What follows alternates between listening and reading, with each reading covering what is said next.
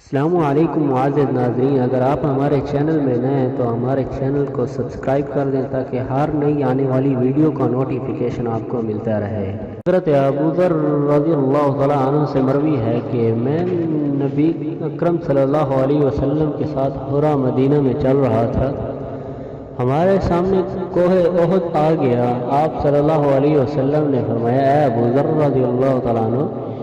میں نے کہا، لبیک یا رسول اللہ۔ فرمایا، مجھے یہ بات پسند نہیں کہ میرے پاس اس احد پہاڑ کے برابر سونا ہو اور اس پر 3 دن گزر جائیں، اور میرے پاس اس میں سے 1 دینار بھی باقی ہو مگر وہ چیز جس کو میں کسی قرض کی ادائیگی کے لیے روکوں، مگر یہ کہ لوگوں میں اس طرح تقسیم کر دوں۔ اپنے دائیں اور بائیں اور پیچھے کی طرف آپ صلی اللہ علیہ وسلم نے اشارہ فرمایا۔ پھر آپ صلی اللہ علیہ وسلم چل دیے اور پھر فرمایا، بے شک زیادہ مال والے قیامت کے دن اجر کے لحاظ سے بہت کم ہوں گے، مگر جس نے کہ مال کو اس طرح اپنے بائیں اور پیچھے اشارہ فرمایا خرچ کیا اور وہ بہت تھوڑے ہوں گے۔ پھر فرمایا، تم اپنی جگہ پر ٹھہرو یہاں تک کہ میں نہ آ جاؤں۔ پھر رات کے اندھیرے میں تشریف لے گئے حتیٰ کہ نظروں سے اوجھل ہو گئے۔ بس میں نے ایک آواز بلند ہوتے ہوئے سنی۔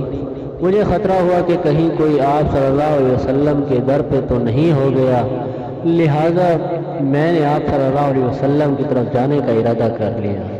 پھر مجھے آپ صلی اللہ علیہ وسلم کا ارشاد آیا، لا تبرح حتی آتیک، بس میں اپنی جگہ سے نہ ہٹا یہاں تک کہ آپ صلی اللہ علیہ وسلم تشریف لائے۔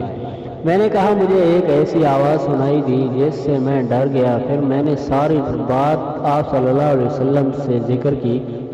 فرمایا، کیا تو نے اس کو سنا؟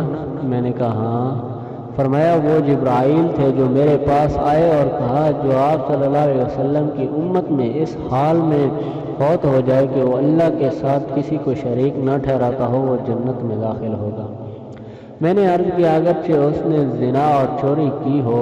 فرمایا، اگرچہ اس نے زنا اور چوری بھی کی ہو